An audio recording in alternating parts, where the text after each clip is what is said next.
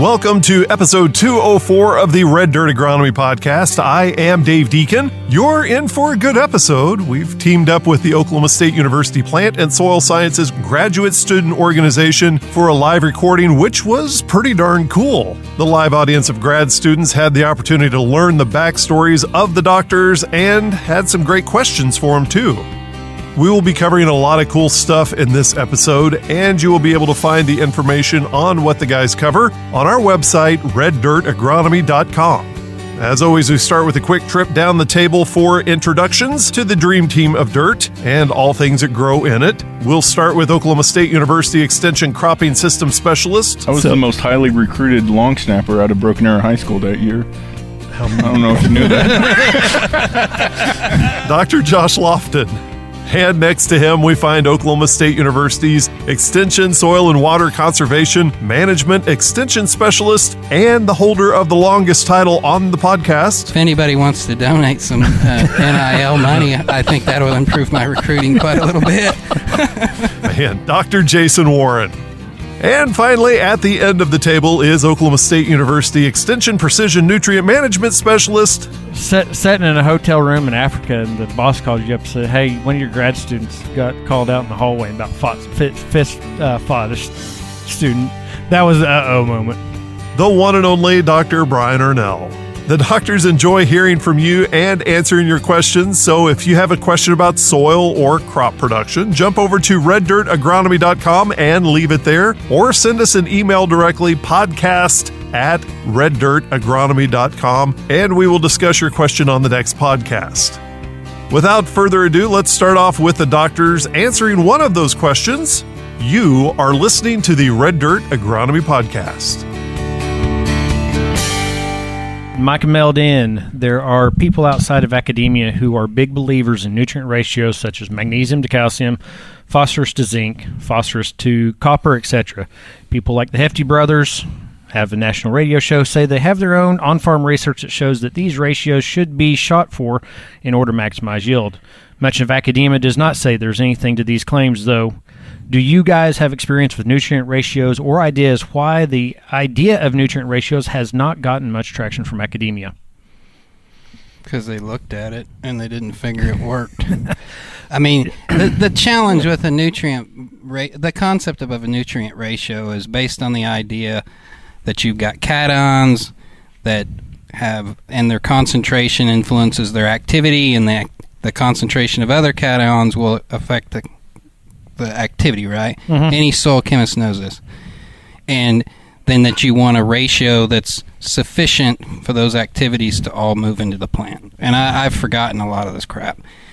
But when you have soils that are loaded with calcium, how much money do you want to spend to load them with potassium? In Oklahoma, like in western Oklahoma, for instance, where you'll have 5,000 part per million calcium and then 3,000 part per million potassium, well, do you want to balance that ratio with a few hundred pounds of potassium that you don't need because there's plenty? It's just one of them deals. It may work in certain specific situations, but I'll just yield to this, is I'll trust Highland Zong and his recommendations on all this stuff for Oklahoma. Okay, so I'll add in, so a shameless plug, OSUMPK.com, we actually have two different blog posts written by other people that are not me on this concept.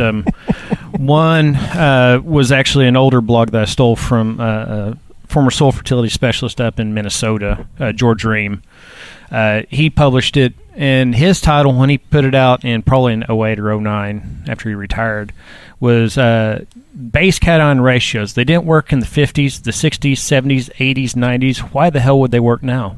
I have no idea. And so he's got that one. That's a fun read. And then I've got one from Dorvar up at K-State, so it's not just Oklahoma, about the cation ratio, calcium, magnesium specifically. What I've seen, I've looked at this. I've done a lot of just kind of testing here. They're not gone out specifically and done a ratio test, but I've looked at fields that were out of ratio. Mag ratio, that's a really good one. So the high mag fields. Worried about real high mag soils. So in all my high mag fields, I just had a call the other day, fields that are having problem with high mag in Oklahoma have been one of two things. They also have a whole lot of sodium, which we were talking about, like SARs above 10. Yeah. So sodium absorption ratios. Or well, that means they got a sodium problem. they have a They sodium don't have a problem, but they also have a magnesium problem. magnesium They problem. have a freaking sodium problem. It's because the sodium to magnesium, calcium, potassium ratio is not appropriate. Not appropriate. And also, or they're about a 50% clay. How's it farming 50% clay? It's pretty Dr. hard. Warren? We can ask Renilda. She knows She's a not lot in here. Oh, damn Okay. it. So what we see is that when we have this response, calcium or magnesium, there's some places where they're high.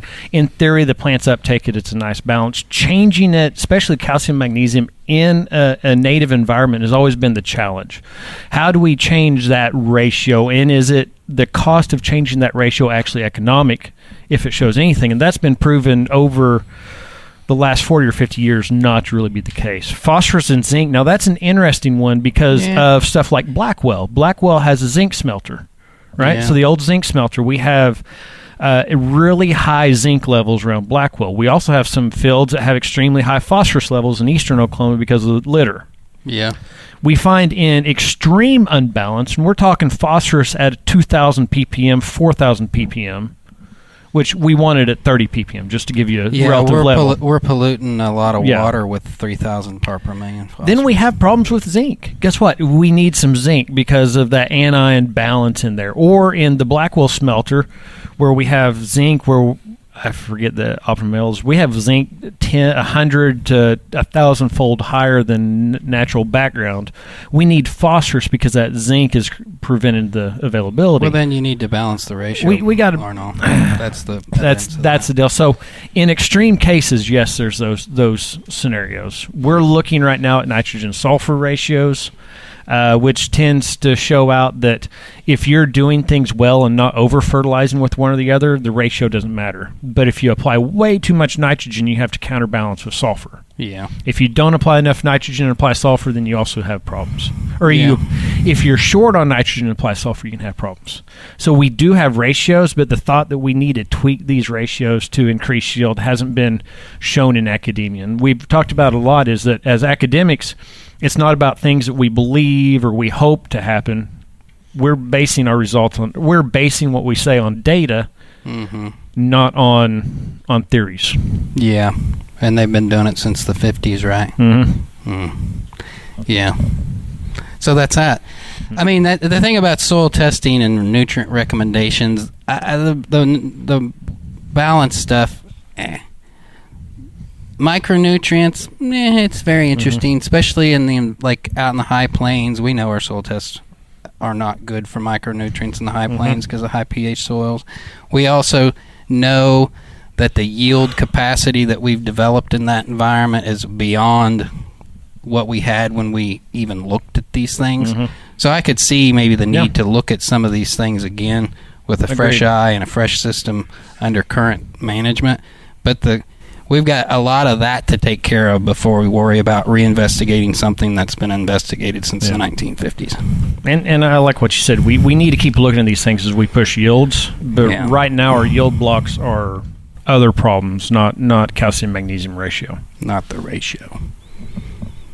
Maybe the sodium ratio. Yeah. But we kind of know a little something about that.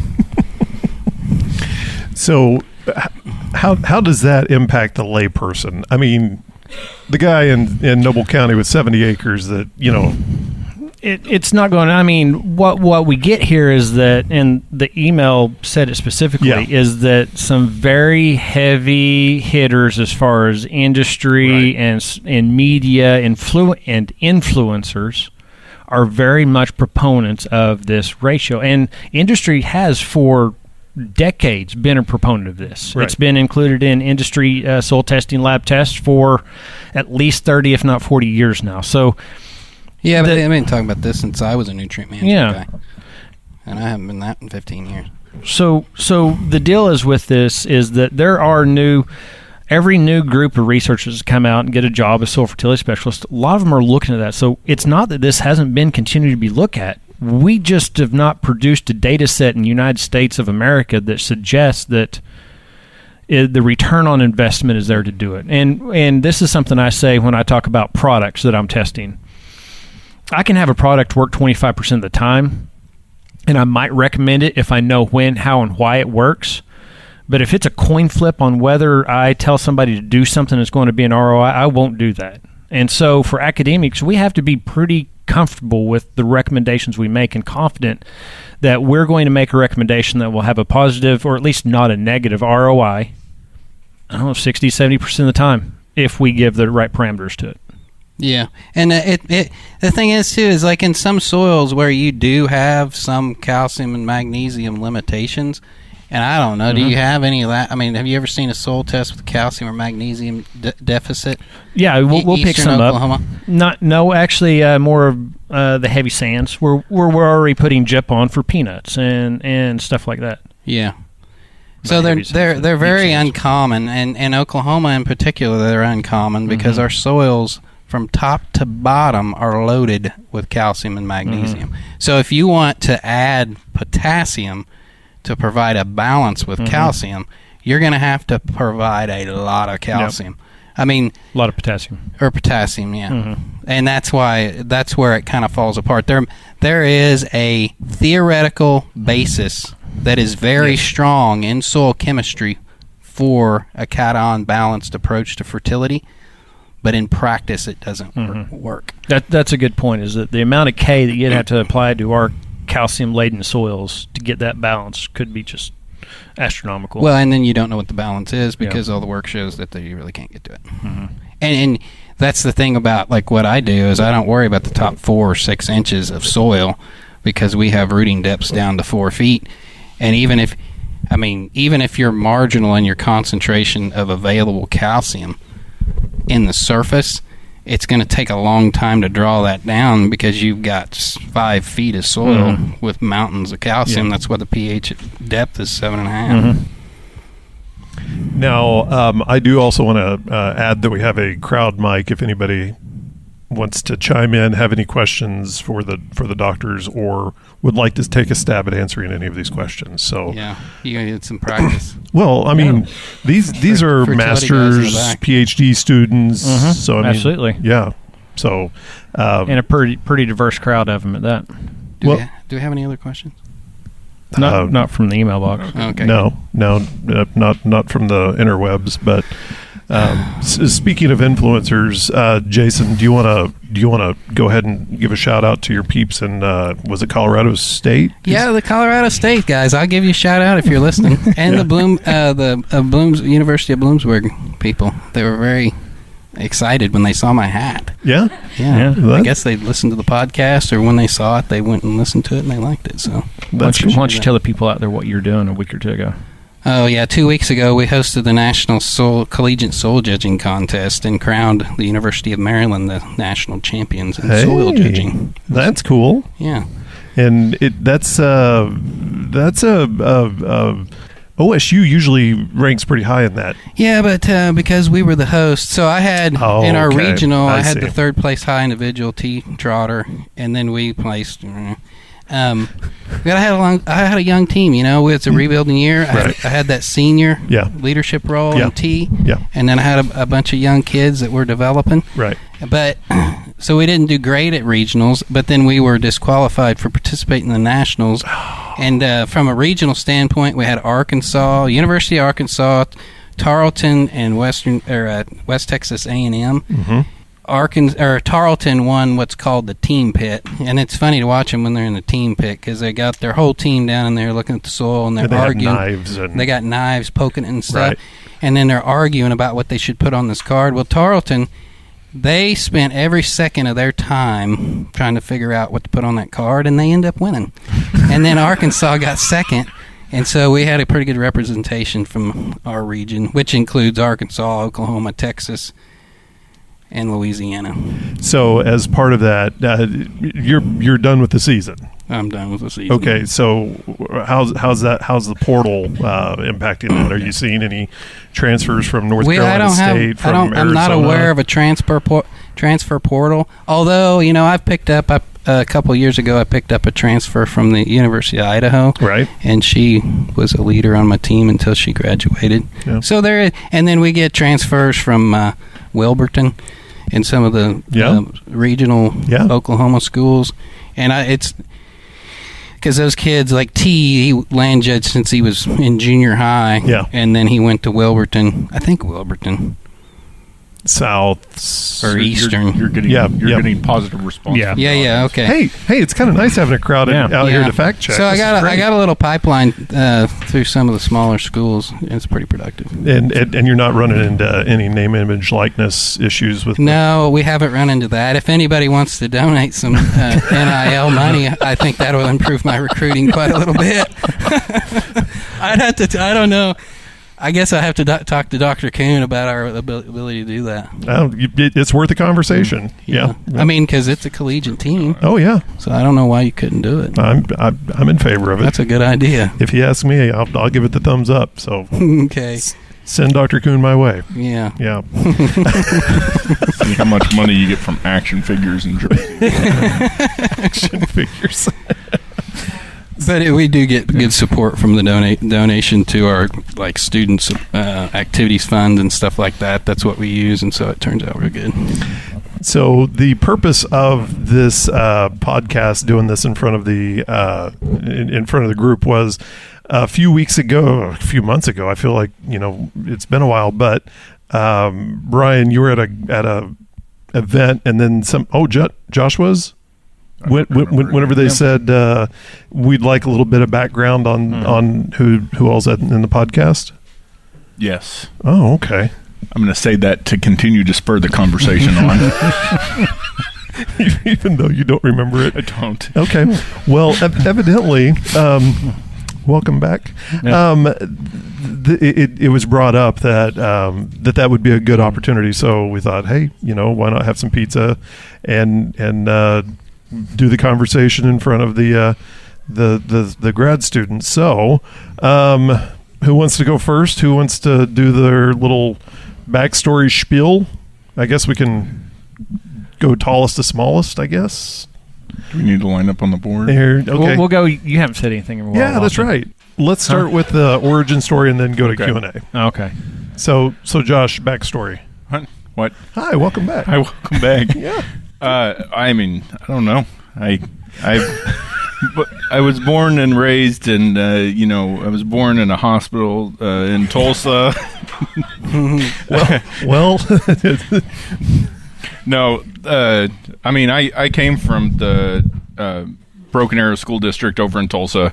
Came over, was actually a botany major in another institution over in Tahlequah, and they shut that program down. So I moved over to OSU my sophomore year and was in a range science. So I got a range science undergraduate under Dr. Karen Hickman and Darren Redfern. Right.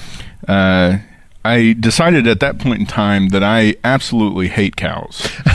Can't stand them. Because nothing that they do is within reason or anything. So decided I didn't want to work on that I wanted to work on the relationship between plants and soils. So that's when I switched to plant soil science. I got my master's under Chad Gotze. Yeah. Working on pH in canola, which I'm still working on pH in canola. And then after I got that degree, I moved down to Louisiana. Mm-hmm. And got my PhD at Louisiana State University working on nitrogen management of cane and rice, sweet potatoes. So did nutrient management of cane, rice, sweet potatoes, and then worked with Dr. Brenda Tabania, which was one of Dr. Ron's students. And she had us working on an array of things in Louisiana and the Delta region. And then I got a job up in Northeast Louisiana, working as a field agronomist, and worked from anything from cotton to sweet potatoes to we did a little timber, just a little bit of everything. And then opportunity actually wound up here. My better attachment in life wanted a teaching job, and there was a primary teaching job open up here at Oklahoma State, so we applied, and that's where we are now. Now, one fact that I've learned over the years, I mean, I've known you a long time. One thing I've learned just in doing the podcast was you used to play football. Yeah, I played football, for a while. and you were recruited by some pretty big schools. I was actually under scholarship to play at OU. Yeah. But I got hurt my senior year. Yeah. Yeah. So that's I don't know why that not that you don't strike me as a football guy, but whenever you said that, I was like, really? I was the most highly recruited long snapper out of Broken Arrow High School that year. I don't know if you knew that.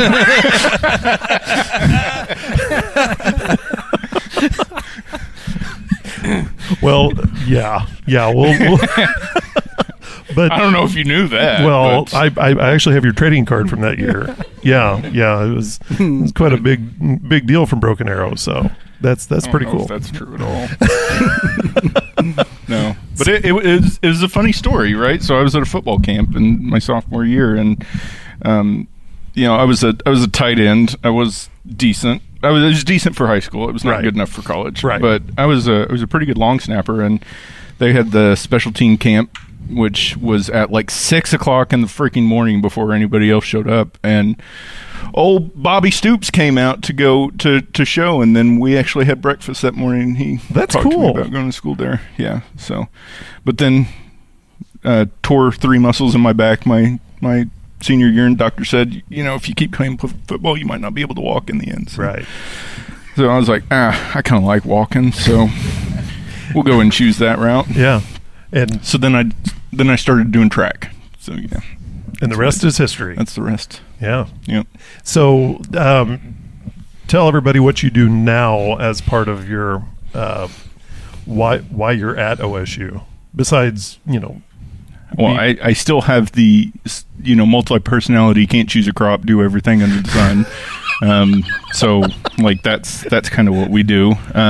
But we serve as just the cropping systems, which we look a lot different. The funny thing is my advisor Chad Gotze, we had this position before, and me and his program look vastly different. I treat my current position kind of more like a field crop agronomist is kind of what I've done. It's more than a cropping system person, but what we've done is kind of looked at crops in rotation or crop management, specifically focused in crops that are rotated with wheat and how they rotate with wheat. That was a big thing when I came in, is instead of just kind of eliminating wheat from the system, it was how do we manage things in association with wheat. And that's kind of what we focused on. And over time, we've just kind of picked up things as it's kind of come at us. We originally started out doing canola and soybean, right. And then we picked up grain sorghum a couple of years into my position, and so now we run the performance testing on grain sorghum, do a lot of the agronomics on grain sorghum, and then this guy over here no longer wanted to grow cover crops, and so he was like, you need to start doing that. And so I was like, oh sure, why not? And so we started doing that, and so like that's kind of how we've kind of just built everything on. So, but we still do a bulk majority of our work in soybean and grain sorghum, but we do have other things along the way. That's pretty cool. So what has been your favorite thing so far in your 10 years you've been here, 5 years, 7, 3, just keep saying numbers, you'll get there eventually. 14, 27. I feel like I'm doing a master lock code here. You almost got it. Almost 8 years. 8 wow. years. What has been your big aha moment while here? There's been too many, Dave. See, that's the perfect scapegoat answer. That's the I don't know. I think my last term and some of the things has kind of been my favorite, and it's kind of more incorporated some of the grazing components. We've done a lot of work in the last couple of years looking at grazing grain sorghum residue following the harvest of the crop. That was very new to me, because even going through school here, that was not something that you even thought about. In Louisiana, that was exactly none of what you ever did. So, that was relatively new, and I think we've got a lot of really good recognition from some of the stuff we've done, and we're still continuing to do. Continuing to look now at nitrate poisoning, prussic acid, and some of the things that we had previously thought from grazing sorghums, whether it be forage sorghums or grain sorghums, are maybe not as accurate as we previously thought. So kind of reevaluating that situation, and the same token, looking at grazing cover crops and fitting that into their system. We've recently had a CIG that's about to expire, but one thing that we kind of learned from that is that, integrating them into grazing systems is predominantly, realistically, the only way they'll gain mass recognition in the state of Oklahoma. And so it's been trying to fit that into that system. So anything else you want to... this is weird. I mean, he's actually talking. I don't want to stop it. You can't stop these two from just arguing with each other. Well, that's true. I just sit back and watch. I never really thought about it that way. You're exactly right. Yeah. We just agreed. It takes all the fun out of it. Yeah. It took you 20 minutes to get there, but yes.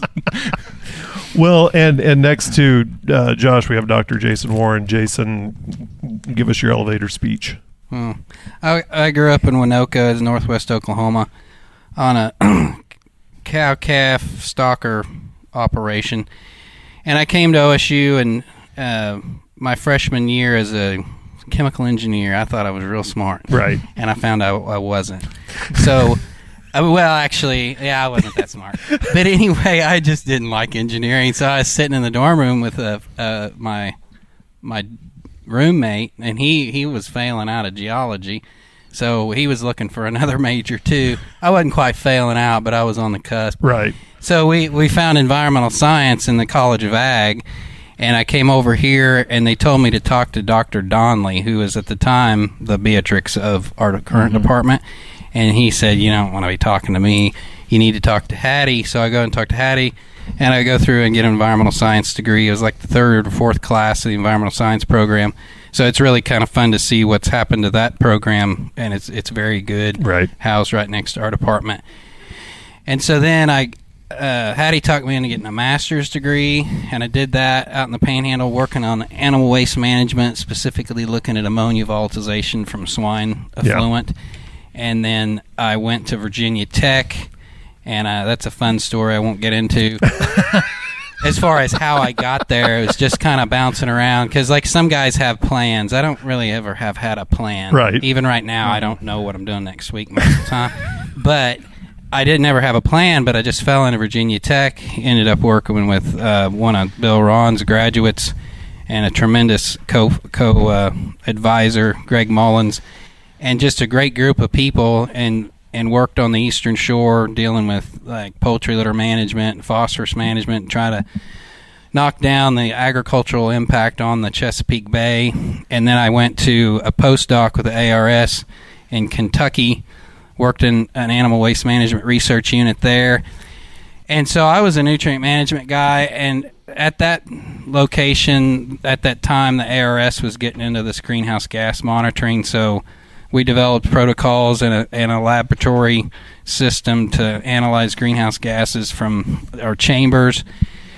And then I was fortunate enough to get this position. Right. I don't know how close I was to not, but I'm glad I got it. And my job description here is very broad. Yeah. So when I started, I was working on extension related to on-site wastewater management, so soil assessment for placement of septic systems on houses. And then I started working on some carbon sequestration work with the Conservation Commission. Was my first grant. Wow. And then I pedaled around with a drip irrigation system out in the Panhandle that my prior advisor, Jeff Hattie, had gotten money to put in, and started looking at irrigation management on corn and milo, and started really learning about that just like the second year of my time here, and just slowly but surely developed that program along with the soil carbon sequestration and greenhouse gas type stuff. Now we've got 2 gas chromatographs, so we can run 30,000, 40,000 gas samples to look. Wow. I mean, we don't. We run about 20. But we have a tremendous capacity in that space that's unique to this region of the world. Yeah. Because, and this is kind of the fun thing about your career, as you get into your career, you never know what you're going to do. Yeah. You just take opportunities. Like my only plan was to take advantage of every opportunity that I've ever had. Yeah. and that was one. And it's kind of odd. One of the first extension talks I gave, I was invited to Alva, which is in Woods County, where I grew up, by a friend of my mom's, to talk at a cattleman's meeting. Right. Well, and it was election season. So my first extension talk was about carbon and carbon credits in front of Frank Lucas. Within 18 months of the feds voting on a carbon bill, like in 2009, right. 2010. Yeah. Because this whole carbon deal that's kind of manifested itself in the last few years, yeah. we cycled that 10 years ago, essentially. And now it's nice because we have all that data that nobody really cared much about back then, because I go out and I talk about carbon credits because it was a thing being talked about. And then we did the research, and then the carbon market fell apart in, 2008, like right after the housing boom busted. But then we have all this data. So now when people come back and say, oh, what about carbon sequestration? I can tell you, oh, is that going to do all this and this and that? So it was a good collaboration with the Conservation Commission. And then all that while, I was building this irrigation program, because at that time we had an irrigation specialist in BAE, but he retired shortly after he taught me what he knew about this drip system. Yeah. So then we chip along, and they hire Salee Tagvia, and then they hire Summit Sharman. Now we've got a team of people working on irrigation. So it's wonderful. It's a very supportive environment here at OSU as far as things that need to be done, and I've benefited from that greatly. And then now we do like soil health assessments, but I've been working on that for 7 years and only really started to figure out like what we can do from an extension standpoint to answer some of these questions. So I think that covers about all I do. But I like to argue with Arnold because at one time, like I say, I was pretty good at nutrient management, but I forgot most of that. Or in his words, he's forgot more than I actually ever know. applied for Brian's job, he did. and I applied for Chad Penn's job. Mm-hmm. Oh, In really? fact, Chad Penn, he used to be our soil chemist, and if he's out there listening, he knows that I had better grades in soil chemistry than he did. Soil chemistry, mineralogy. He almost got kicked out of PChem because he didn't give the professor $1 after he didn't use a unit conversion right or something. It was really funny. So, none of you kids remember Chad Penn, do you? Chad Penn was our soil chemist before Andrea, Mm-hmm. and so am I going to have to edit this out for fear of a libel suit or anything? with Chad, it's only a libel suit if it's not true. Okay. And Okay. it's true. Okay. We can go back and pull the tests. I've still got them in my office. So it's funny, isn't it? It's good. But I didn't get that job because I wasn't a lab chemist. okay. Chad was a better lab chemist. I tromped around in the field too much when I was in Virginia Tech. So growing up in Woods County, were you like poking holes in the ground going, No. hey, what's this have to do? Or It's a funny deal because like now I do land judging for FFA, both state and national contests, and I do the soil judging deal since Brian left, Dr. Carter. And when I was a kid, where I grew up, our FFA was animal science. Yeah. So I run cattle. I showed cattle. I piddled around with hogs. I was a president of the FFA, the FHA, which is now the FCLA. I don't know what the FHA is because Future Homemakers of America is not a thing anymore. No. But I did all that. But the FFA, it was animal science, and we had national championship livestock judging teams coming out of my school right before I got into high school. Yeah. And I didn't do any of that. And then you fast forward, now I'm in charge of this damn CDE contest called Land Judge, and I have no idea what it is. They just told me when I was hired I was going to have to do it. And then come to find out, I was talking to some county educators and some people from Woods County. I was like, oh, yeah, Woods County, they used to freaking rock at land judging. I was like, well, why did I never hear anything about it? In fact, one of these guys was my ag teacher for a brief period of time, knew nothing about it. And so I didn't have a clue when I was 16 years old that you could do what I can do, that you could do what I do. Does that make sense? Yeah. And that's what I say. I didn't have a plan.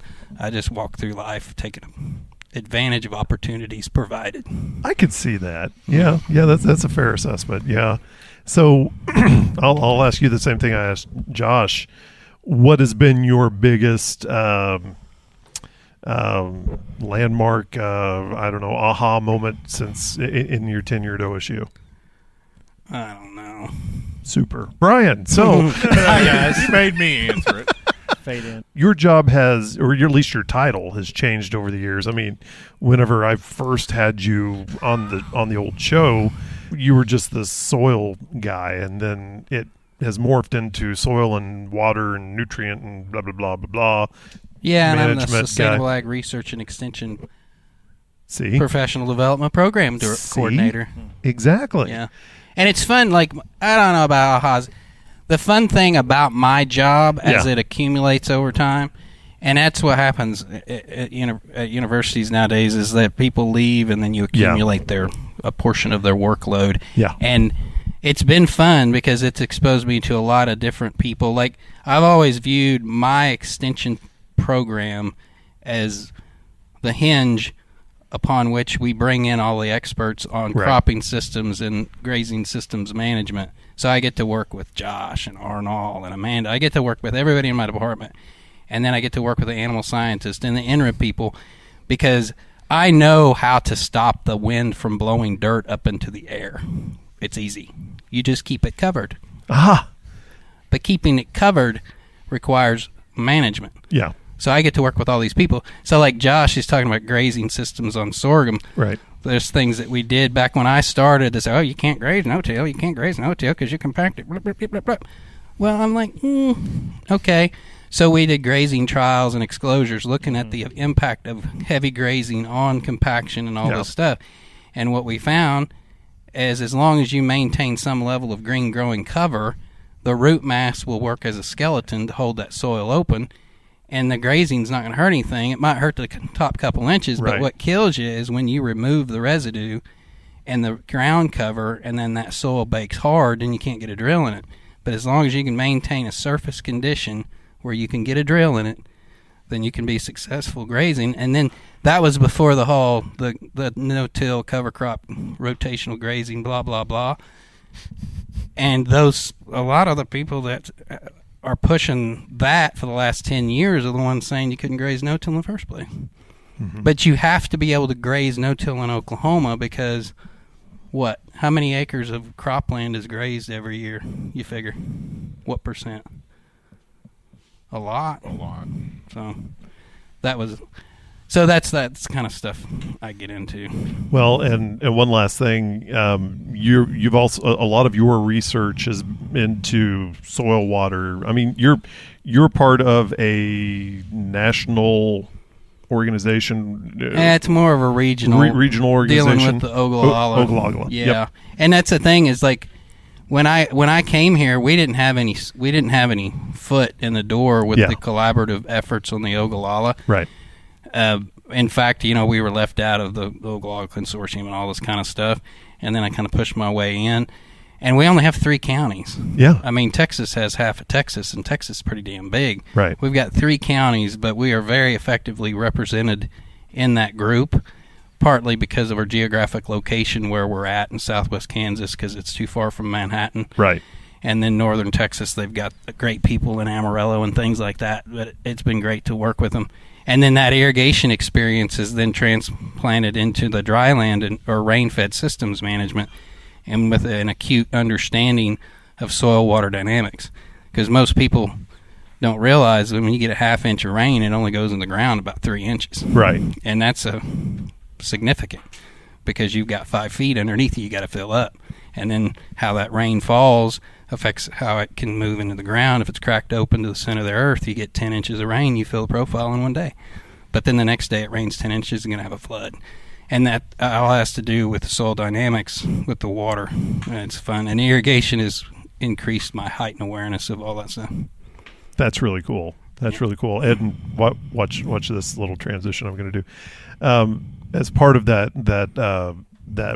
moisture that comes, rainfall moisture, it does impact the way that soil nutrients do move through the ground. See how I'm doing this? And which brings us to the guy next to Jason, Dr. Brian Arnell. Or is it Arnall? It's Arnell. He says Arnall. I say Arnall. I'm gonna call Dr. Zhang until I'm dead, and I'm gonna call you Arnall until I'm dead. Well, I always love to tell the story. I ran into Brian and Courtney at Lowe's one day, and this was 5-10 years ago. And I was like, "Hey, good to see you guys." And Courtney didn't even she didn't even say hi back. She was like, "It is pronounced Arnell." I was like, "What? Oh yeah, sorry." And yeah, so since then I have been like on a razor's edge. It is Arnell. So, but You're just mad at me for not correcting you because Dave's a professional, Brian. He needs to know that. That's what I got. So, Dr. Brian Arnell, Yep. Tell us your backstory. So the fourth Okie in line here. So born and raised in Northeast Oklahoma. Went to Wyandotte, which was a little school up in the far northeast corner, not too far from the lead and zinc mines, but far enough. We had our school was a little bit after yours, but our school was sending a bunch of national livestock judgers up to Denver and winning nationals when I was in school too, and I wasn't good at it, so I did land judging, and that's what kind of got me in. I'm just kidding. Huh? If anybody land judge, I'm just kidding. And so basically went from land judging. I went to nationals though as a sophomore, so you couldn't go back as a 4-H or FFA. So we kind of stopped there and did JUCO up there. Really didn't know what to do. Didn't want to teach kids. I assumed I wouldn't get along with parents and children well, and not completely wrong. And I didn't want ANSI, and so NEO I did agronomy. Came to OSU through luck of friends. Got a job in the soil testing lab with Dr. Zong, and that's what I call him too. So Dr. Zong and.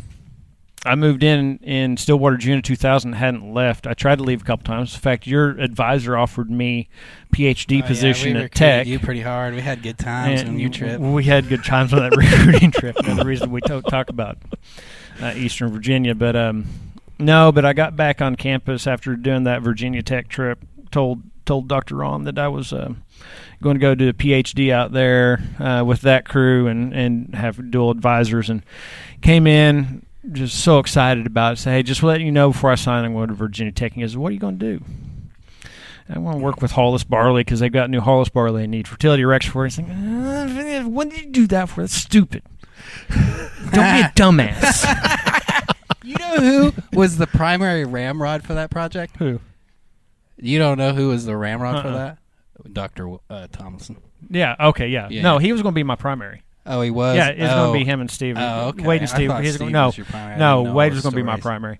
Anyway, so I'll make you the boss and send you around the world. And so what that meant was for the soil fertility crew, there was a senior technician. And so he made me the senior technician, and he sent me around the world. So I was a full-time employee.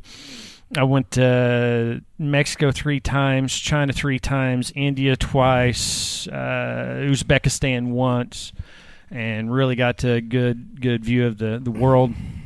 Tried to get out, applied for this job, just trying to get experience. Missed out on a job at Virginia Tech. They hired Hunter Frame. And so took this one bird in hand kind of thing. And been here ever since. I came in June of 2000, and I haven't left the Stillwater campus. That's pretty cool. So what's been your big accomplishments at OSU during your professional career? Accomplishments is grad students are number one. Yeah. Now, are you saying that because they're here? No, that's does that make it okay? No. I'll never be so. Right. Dr. Ron had conferred 103 degrees across 85 students. I don't want that. That was dumb. But I've been it's exhausting. Yeah. But I've been here as faculty since 2008, and I think I've graduated now about 25, 26 graduate students. I've seen them come, and what they do is pretty impressive. I've got he's not young anymore. One of my masters that came from Eastern Oklahoma, no ag background, really knew nothing about it. He's now like a lead seedsman for the #1 sugar beet seed producing company in the U.S. And he called me, oh yeah, I'm in Italy, or oh yeah, I'm in France, cool. or right. So small town, Oak Mulgee. Yeah, wrong side of the tracks kind of background, and he's able to do that, and just seeing where the students are have been fun as they transition. So I've got them all over the U.S. Now, scattered from Oregon to Pennsylvania, down in the southeast, and now starting to get students that are on faculty members. And Jason's had the same, and it's kind of cool to see the students go and become faculty members. Mm-hmm. Yeah, that's really cool. So, talk about your soil nutrition program that you took and then grew. Came in, did a lot of the normal nitrogen stuff. Wheat and nitrogen is what I started in. And my predecessor, Jason, was around for Dr. Johnson. How much research did Gordon do? Squatcha. So, I came in at the job, and we joked. Everybody else had better startup packages than us combined. I'm not even going to tell these kids what my startup package was. Some of them know, but it's mine was enough to get a desktop and a laptop, and I got the secretaries. I pulled a desk in from the hallway. Secretaries got new furniture, so I got their old furniture, and so that's how I got my office furniture-wise. Is that I got free furniture from the secretaries. But in fact, my furniture right now is furniture that was pulled out of a freaking graduate student office. Man, I've upgraded mine. Furniture. You should. You will in a couple. I months. deserve it. That chair that you broke was the original chair. Yeah. Anyways, research-wise, so we can move to the Q&A. I've gone nitrogen heavy for a long time. In the last couple of years, I've had a lot more fun. A lot of crops. I've done forages, soy, sorghum, sesame, canola, canaf, lots of different stuff over the years. Now moving into more phosphorus and potassium. I've always liked chasing the spatial concept of stuff, and so doing spatial P&K stuff, and on the nitrogen side, getting into more genetic, how nitrogen management influences, or genetics might be predisposed to certain nitrogen management. Just one thing I remember, I started in 08 also at OSU, and I can remember in that time you started to look at application times for nitrogen, and that's been one of those things that I got to watch kind of from the sidelines as you're rolling it out and then transitioning into your extension talks. Research-wise, the nitrogen time in wheat's probably been the biggest aha moment for research.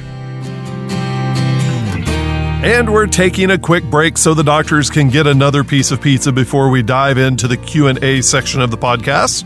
And while they do that, I want to remind you to hit the subscribe button where you get your podcast. And if you want to learn more about what the doctors are talking about, jump over to reddirtagronomy.com for all of that information and a place to submit questions for them. It's always fun to hear from you guys, and the doctors love hearing your questions. Again, that's reddirtagronomy.com. Now let's dive back in with a few questions from OSU's Plant and Soil Sciences Graduate Student Organization members. You are listening to the Red Dirt Agronomy Podcast. After listening to your backstories, do you have any tips for grad students that wants to follow and become like a faculty or something like that later on? And just real quickly, say your name. My name is Israel. Okay. So who's going to dive in on that one? You're senior. You guys have trained all the I'm senior by what, a day? Oh, I'm senior faculty, but you're senior in age. Oh.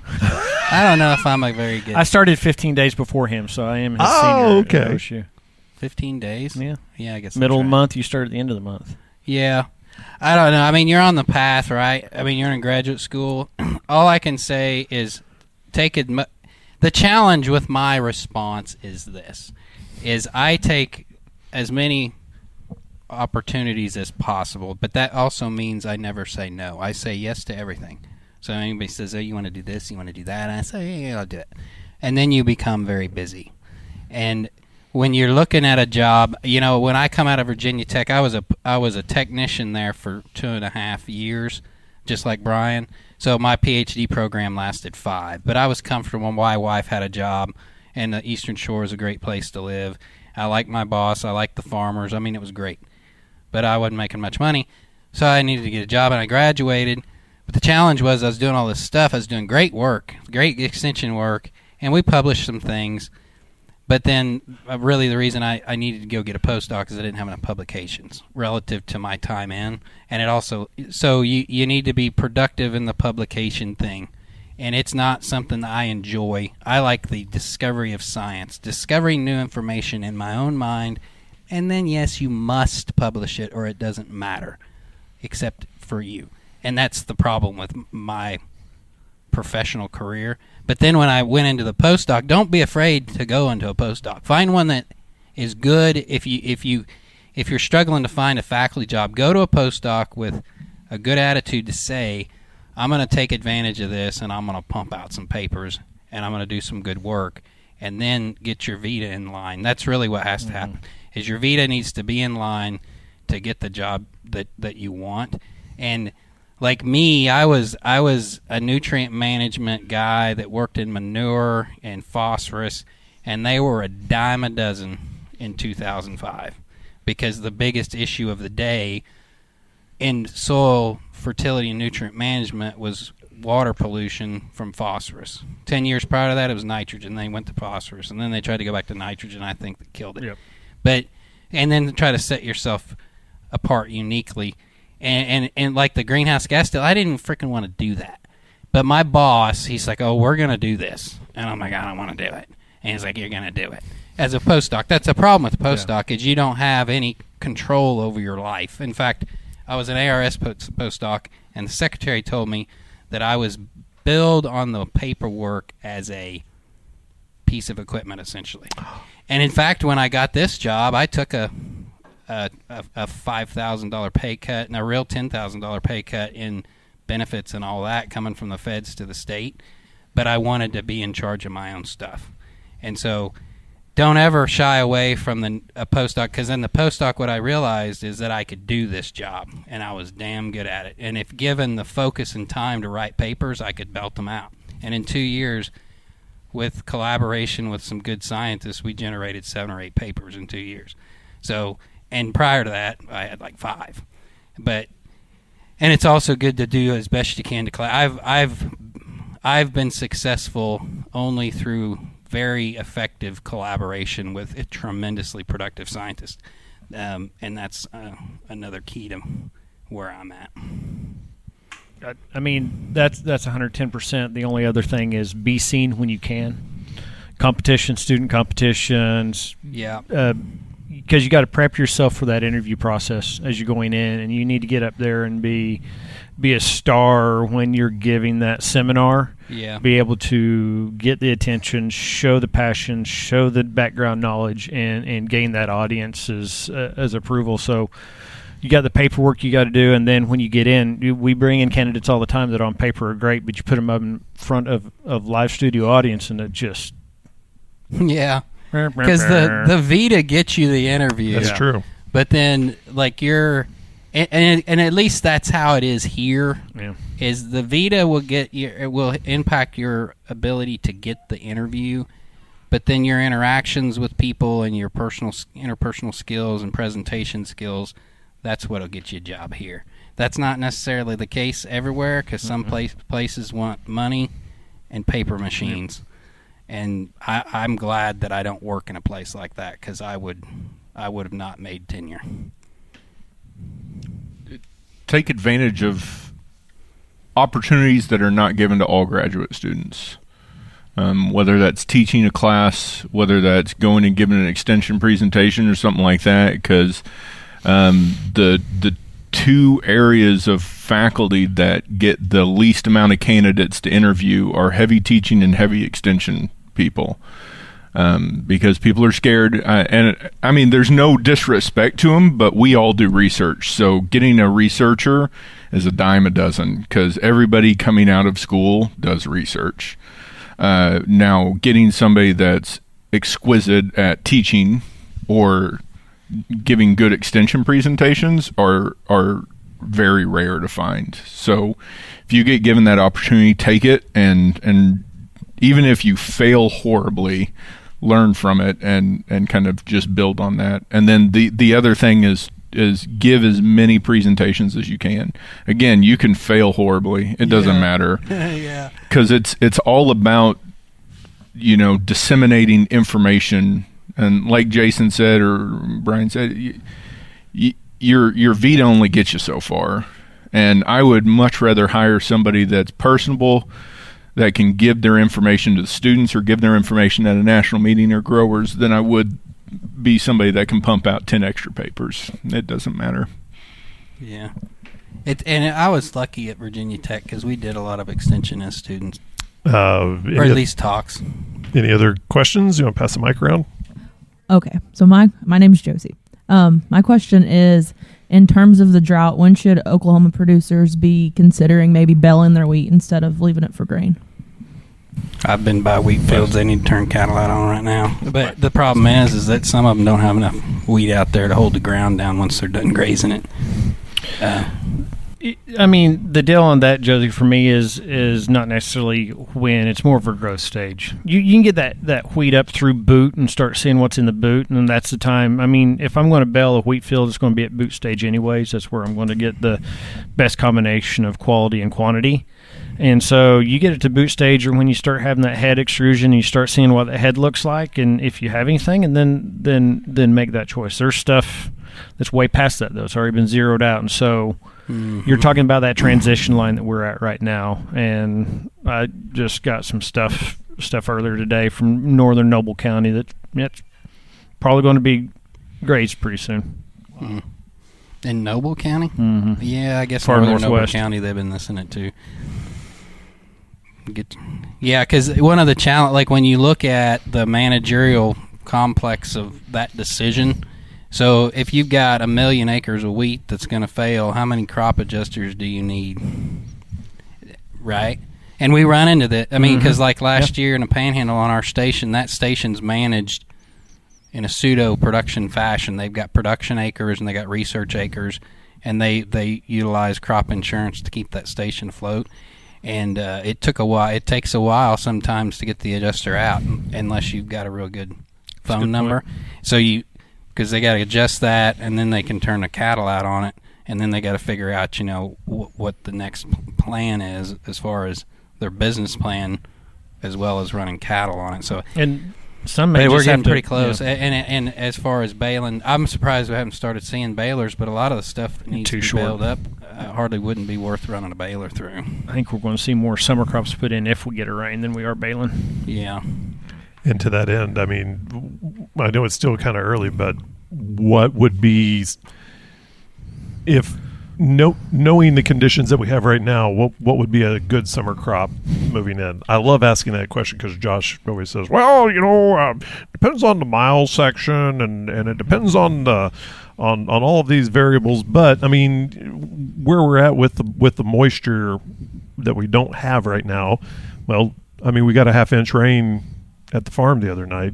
We didn't. Here. We didn't. It has been crazy. I mean, That shower the other day was crazy. If you Yeah. looked at the It was coming from the mesonet and the north. rainfall, it's just like God dropped a little dribble of rain all up and down that line. Yeah. And he didn't really spread it out very much. well, I mean, what was it? Pawnee got an inch, and then we got a half inch out at the farm, and the mesonet here got less than a quarter of an inch. Mm-hmm. But knowing that right now, what would be a good crop to be eyeing?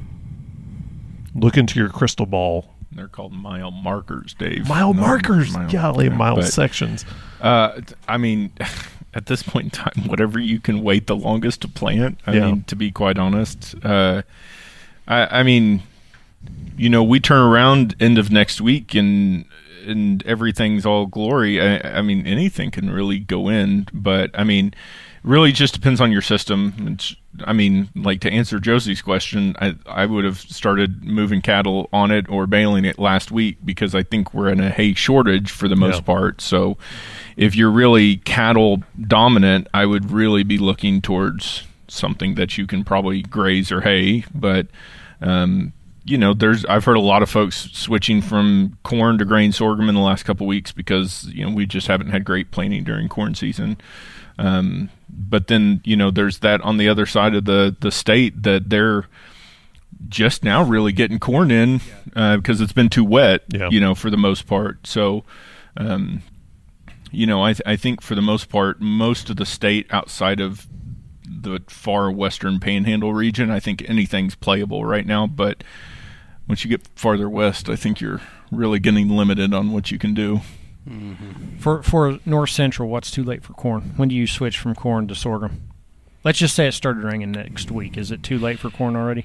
Because I've been planting corn last week or 2 weeks ago. I would still give corn probably another week or two, but that's probably about as far as I'd let First it part draw. of May and stay out of May. Yeah, I wouldn't go into May. I'd have been well switched to grain sorghum by then. A couple of years ago, didn't you do a planting date study? Was it on corn? Was it on sorghum? What was it on? I mean, we've done it on sorghum. We've done the double crop on corn. That's what it was. But, I mean, once again, that's a good delayed time because it's July before you'll go into something like that. Yeah. But you can even see it. I was talking to a company, sorry, Nikki, back there, but I was talking to a company, and they said that they've had more acres of spring forages go in this year than they've ever done. Wow. Yeah. Spring oats went huge. Spring oats. There's oats everywhere. But the oats don't look any better than the wheat does right now. But I mean, I think that shows the time is that we are in a desperation in the Southern Great Plains for forages. So I think we're gonna have to take that in consideration that we might not be able to go all out on grain if we have a cattle herd that we have to maintain. We're a little better off than the last drought, though. But just driving around, we've got better forage cover in our pastures because farmers have cattlemen have done a better job, I think, at least based on my driving around. And then they because they destocked, and we've got a decent price for cattle, and so they can destock more maybe. But then there becomes a tipping point where that cattle price is going to go unreal, and if you can hold cattle till then, you'll be all right. But like everybody I've talked to that runs cattle is out of hay, and that's a problem. Okay, we'll go back to the crowd. I don't really know how to word this question, but Dr. Arnell, you mentioned interest in genetic changes for nitrogen uptake, and I was just curious if you could expand on that a little bit. And your name? Nikki. Larson. Nikki. Okay. So it started with some stuff we've done with Dr. Silva, Inuit stuff. Israel's a big part of on that. I'm sorry, too many kids around here. But so the stuff that Dave talked about on the weighting of nitrogen. I've done a lot of stuff where I know Dolo. He's the one. Why don't you just hand your mic to him? Yeah. A lot of the research I did that found that we could delay nitrogen significantly to even post-jointing and not lose any yield, it was all done on OGI grazing grains, meaning that they're varieties that are really good at producing tillers, really good at compensating for loss, really good at just recovering from really hard stress. And so got to wondering, what if we put one of those princess varieties from an AgriPro or even OGI, something that is a grain only, not built under the grazing grain system? Would they have that same capability to receive really late nitrogen yield?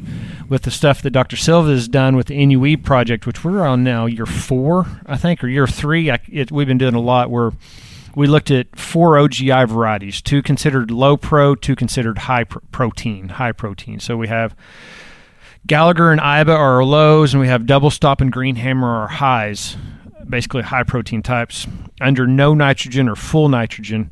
What they found in those two types, is that the uptake pattern was significantly different, meaning that the lower protein types had completed accumulation of nitrogen in the plant sometime around flowering. It was about 90% done by flowering, meaning the plant had all the nitrogen.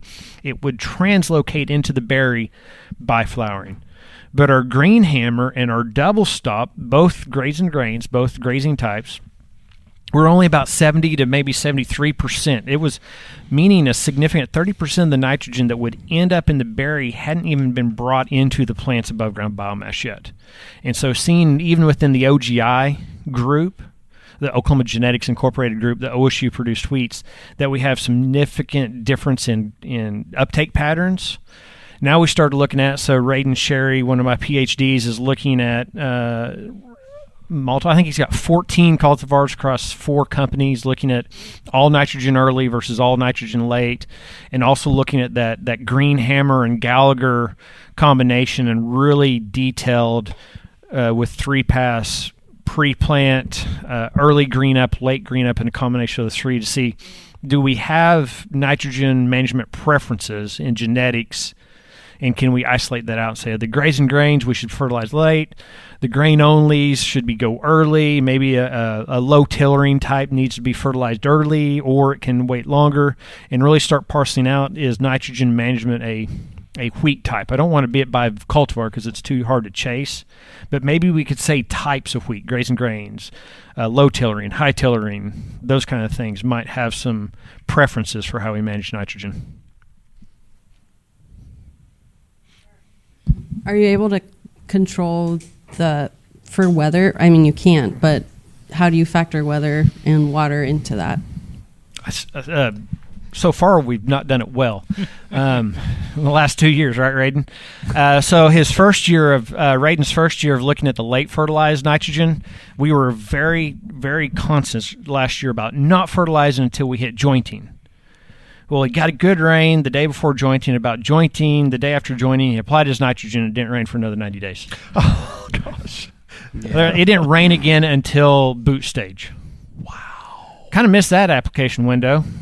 So we've made an adjustment for that this year. And, I mean, Radon's dissertation is not going to include the best years of wheat production in Oklahoma, which would be the 22 and 23 crops.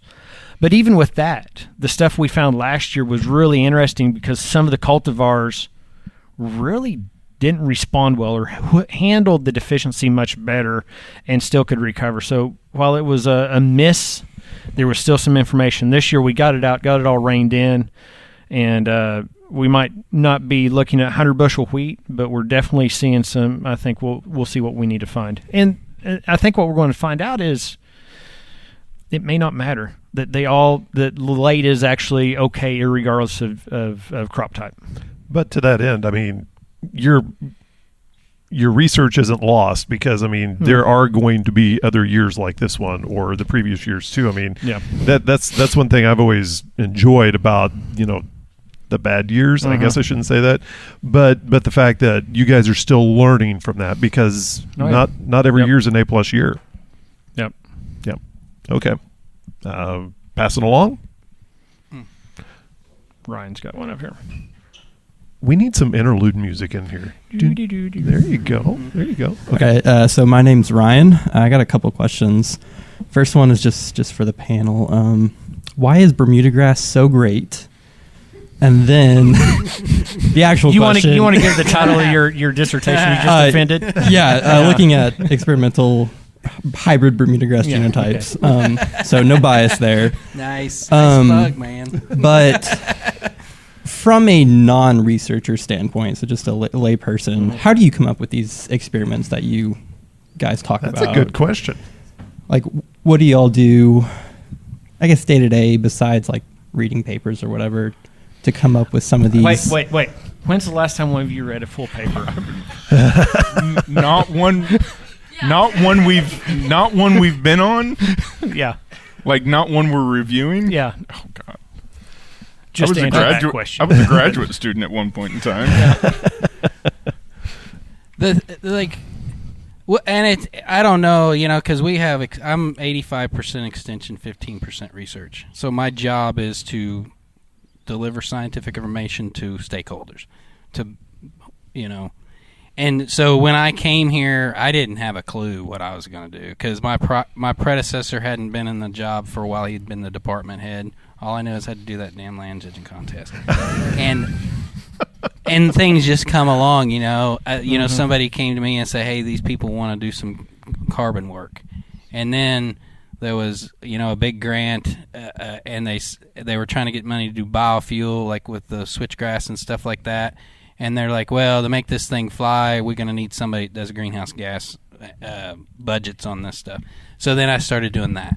And then, it just comes. And then as you build relationships with people, and I'm sure you're building relationships right now with people in the turfgrass and Bermuda grass world, and you just start interacting and you start talking about things, it's like, well, we don't know that. And then when you find that we don't know that, that's your research question. Well, that's how I roll. And whether it's other researchers or farmers or colleagues or flapping my mouth with Lofton. I was about to say, how many times have you walked by my office and one of these two or both are in there? Right. That's where or late at night, at meetings, a lot of the stuff when we go to tri-societies, those nights we're out, we're we're banging on some pretty crazy stuff. We're just hitting ideas off of people, or just yelling about stuff and coming up with ideas. It's the truth. But how many times do you come back from ASA meetings, Jason or Josh, and you've picked up something along the way that was said, not necessarily at a poster, but just said in a passing conversation that intrigued you? Yeah. And we start with stuff. We start with a project that we have money for. You always get money and then do things. And typically, 50% of the time you do a project just because there's some funding involved or something, and there's one little question that pops up along the way that kind of intrigues you, and you start chasing that down and running that one. Yeah. But the tragedy is, and why we joke about reading papers, is I haven't read a paper from abstract to conclusions in God knows how long. That's why I pay graduate students. Mm-hmm. And it is true. Like I've had some very impressive graduate students have tremendous lit reviews that have taught me a lot. Absolutely. And even those with not 45 pages of lit review, Brenna, 60 lit review only. But I learned a lot, and it was good because she learned a lot, and I learned a lot, and all my students teach me something. And it's through that lit review process, because they can pick out the crap that is important. And if they don't pick out the right crap, I'll read their dissertation or thesis, and I say, you need some literature here. And so I don't have to do it. Mm-hmm. Well, and sometimes it just falls on your lap. And it's not my story, but I'm literally going to tell it anyway. But Dr. Haggard's major advisor is the king at being at the right place at the right time. And we were down in Louisiana when the big oil spill happened in the Gulf. He was doing clay mineralogy with this portable X-ray fluorescence, right? So if you're familiar with XRF, takes X-rays to give off that fluorescence to let you know what's going on. Well, they had a portable one, so it was demoing it. And so the oil company said, is there a way that you can see if there's hydrocarbons in the soil and then the sand using this instrument? And I don't know how big the grant was that he got from it, but I've never gotten one that big. Wow. And he was testing that for clay mineralogy, and just all of a sudden just was there. And so those kind of things happen as well, and it's good to be known. That's why we continue to say it's good to be known in your field and known by your colleagues, because all it takes is one phone call and say, what do you think about this? And it could be the biggest project you ever have. Yeah. And like in your field, you can talk to your advisor about like the funding sources and where to look at.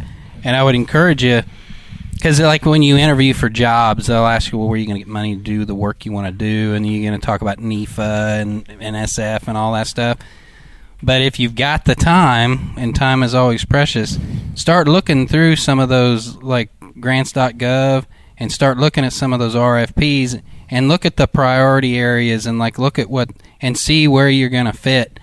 Because there's a question, there's two parts to your question is, where do I get the research question, and then where do I get the money to answer it? And the way the federal granting agencies work is they've got questions they want answered, and if you're not willing to answer them, then they're not going to give you any money. And years ago, like 10 years ago, there was a big concern from weed science is that there was no more federal funding for weed science. Well, this was at a period of right in the middle of the time where there was rapid development of resistant weeds in conservation systems. And I told them, I said, if you want money, I'll pour money on you like water. Because there's a lot of money for conservation. That's why I've been so successful. And then you tell conservation specialists, like, well, all this is fun and good until you can't kill any weeds. And like, oh, yeah, you choose not to be able to kill weeds. You can kill weeds. It's easy. Because they're soil scientists and they don't know what to talk about. And they've never really actually went out and managed a farm. But, I mean, you know what I mean? So even a weed scientist that says there is no RFP in the federal NEFA funding pool for weed science, I could pour money on them like water, and I proved it one time. You poured money on them, or you poured the water on them? Money. He made it. He made it right. Because our prior weed scientist got $250,000 to do work in weed science. Anybody else? So first off, I'm Raiden. But Hi, Raiden. Appreciate it. Welcome to the show. I appreciate it. We already heard Dave ask, what was your aha moment? But everybody's got an uh-oh moment, too. So I want to hear some uh-oh moments in research and extension. Well, that's a good question because by nature, they're not all good. So what's been your sitting in a hotel room in Africa and the boss calls you up and said, "Hey, one of your grad students got called out in the hallway and about fought. Oh student." my god, that was an uh-oh moment.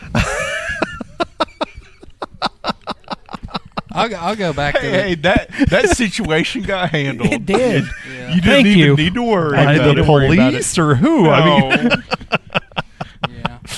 Yeah. I got a similar one that some of these students would remember about Salt Lake City, right? Yeah. When we were all stranded and I had to pull out a credit card and drop a couple $1,000s to get some kids. Do what? You Yeah. lost the tickets. Did I lose the tickets? Well, you guys picked them up, didn't you? Yeah. Thank God you were there. Yeah.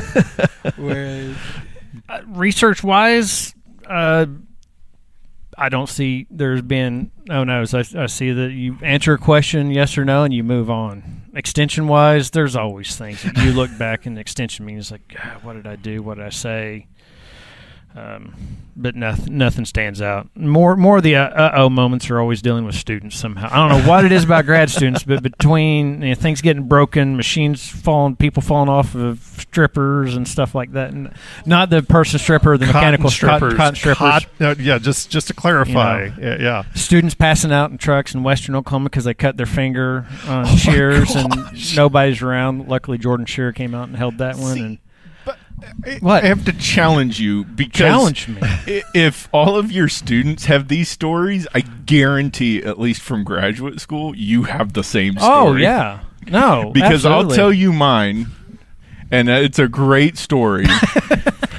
But I was in my PhD and I was grinding plant samples from a private company trial to do nutrient analysis for.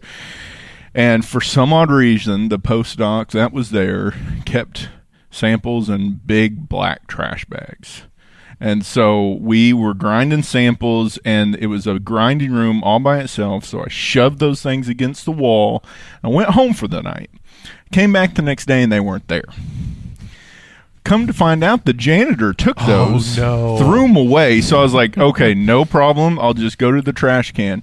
That was trash day, and the trash the trash truck had just picked it up. So I went to Brenda's office, and I said, Brenda, I've lost the samples. They got put in the trash. They're gone. She goes, they're not gone. I was like, they're gone. She goes, nope, they're not gone. They're not usable, but you're going to find them. And so that afternoon, I was at the city dump in Baton Rouge finding that bag of samples. Did you find it? Well, we found it. We didn't use it, but it's why I always tell my students, when you make a mistake, it's only a mistake until you fix it, and then it's just an uh-oh. And so that was the big thing is that you're gonna make a mistake. Oh, you yeah. just have to figure out how to fix it. All right, my as grad student, Wait. Oh, I also sorry. crashed a drone recently. You've but surely that's not taken fertilizer off the ground, Brian. So, You've surely I didn't do fertilized- that one, but I was. So how do they find it in a landfill? I mean, do you go up there and you say, hey, there's this black bag? Not they. You, him. but I mean, like, do you just go, hey, there's some research out there? So I had to call Waste Management. Yeah. Their corporate office, and they transferred me to the one in Baton Rouge, and they said, your truck number is this. Oh, okay. I had to call the trucker. He said, I'm not there, so I had to sit there in the dump for an hour waiting for him to get there, and then he slowly dumped out his load. No. And I asked Brenda, what do you want? And she goes, I want proof that it was there. And so I had to wait I love Brenda. and sift through the trash until I got a bag that had a label on it that proved that it was there.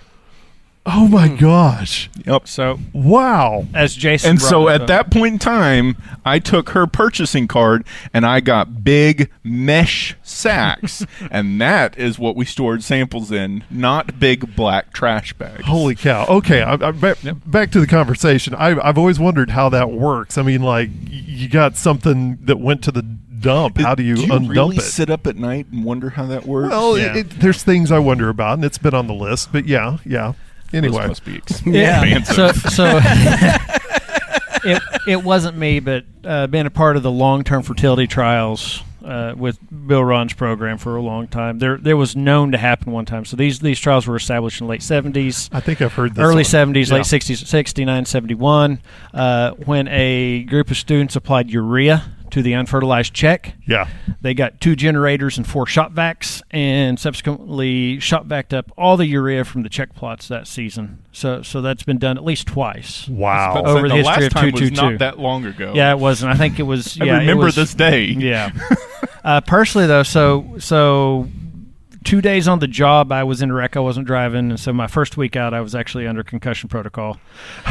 Second week, and I came into grad school without any farming background. I didn't Yeah. know anything. I drove an International Cub. That was the biggest tractor I'd ever been on. And the boss technician has me go load, and we had an old 3020. I can't remember what it was exactly. That tractor got trashed not much longer, but going up tilt ramp trailers. He said, "Go load the trailer. Go load the tractor." So I'm up there. I hadn't been on tractors like that big, and so I roll it up there. Not a problem. I can at least drive it. I hit the brakes and didn't realize that the connector wasn't down, and so I only had one brake. My foot slipped. I'm up one on tilt- break's better than none. Yeah. Well, that's No, true. Yeah. not when the thing picks up, because you got weight on the back end, and so I come slinging off, and so my third real working day on the job, I have to have a forklift come and pick up the front wheel and put me back on the tractor, which has happened at least another dozen times. It seems like over the years. So that happened a lot on those tilt decks. Well, at least you didn't flip it.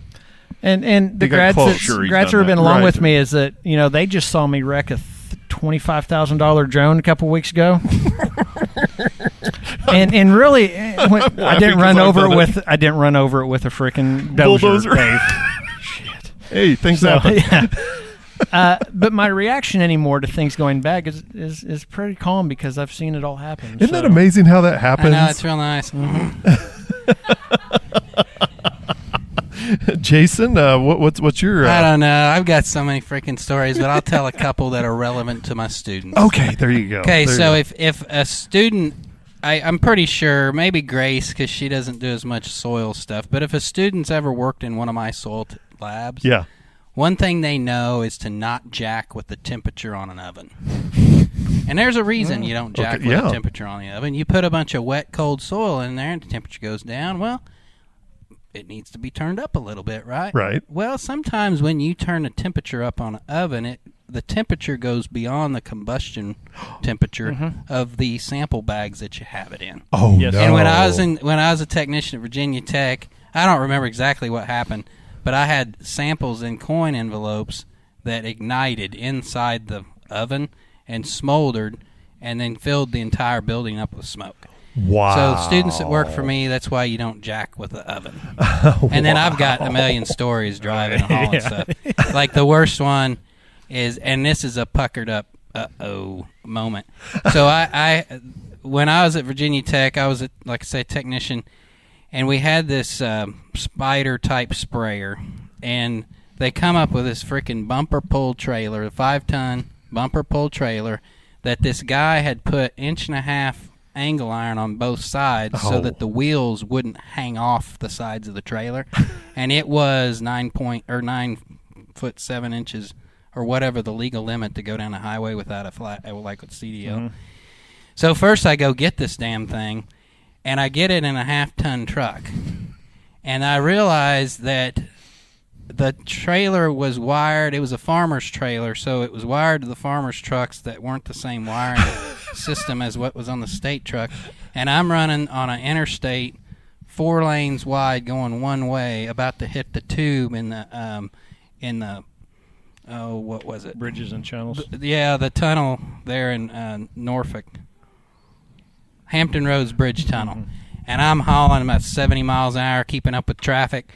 And I start bouncing. This whole damn thing starts bouncing. No. I hit this tube, and you have to understand the tube is only wide enough for 2 lanes of traffic. Yeah. And you talk about puckered up. And then and all I had to do was go get this stupid thing because it had a bunch of green seekers on the boom. It had. Was it Paul's? It was spray Paul coop? Davis's spray coop. So we get it over the shore, and we have a field day. And the only reason that this machine was there is so we could spread the booms out and people could see these damn green seekers on there. So they spread them out, had the field day. Then my boss said, load that thing up and take it back across the bay. And I spent 2 hours trying to load that thing because the ramps were all wet. And you had to hit it hard enough because it didn't have the power to climb the ramps. So you had to hit it with force to get the momentum to get it up there. And like you say, there were like 5 times in that 2 hours that I was only on there by an inch on one tire. Wow. And then I had another time where a trailer fell off a ball, but I won't go into that. Going down the interstate in Virginia. What? Yeah, but that was on a dirt road. That wasn't on a major interstate in one of the most populous states in the country. Yeah, I've lost trailer ramps. Like, the older I get, and that's why a lot of my students don't get to haul a lot of stuff, because when I was young, I hauled a lot of stuff. Yeah. I saw a lot of crazy crap on the road, and it's just real dangerous. Our rule around here is if we need something new, let Jason borrow it. Well, that's good. That's good. Well, but all He your repairs it. He does a great job of repairing all our your equipment. worn out crap. I take it and I fix it after I break it. Your freaking trailers and your trailer tires and your brakes and your all your freaking suspensions. Oh, man. When I push on the brake and it doesn't stop, then I bring it back and say it's That's true. And thank you for listening in on this conversation of the Red Dirt Agronomy Podcast. And if you'd like to join the next discussion, send us an email, podcast@reddirtagronomy.com, or send us a tweet. Our handle is RedDirtAg. We would like to thank OSU's Plant and Soil Sciences Graduate Student Organization for joining us on the podcast today. To find out more about any of the doctors or the guests, along with any of the resources that we talked about today on the podcast, visit reddirtagronomy.com. There you will find show notes, and you can listen to past episodes too. For Dr. Josh Lofton, Dr. Jason Warren, and Dr. Brian Ernell, I am the not a doctor, but I play one on a podcast, Dave Deacon. And all of us want to thank you for listening. The proceeding is a copyrighted recording of Agnow Media, LLC, 2023. And yes, all rights are reserved.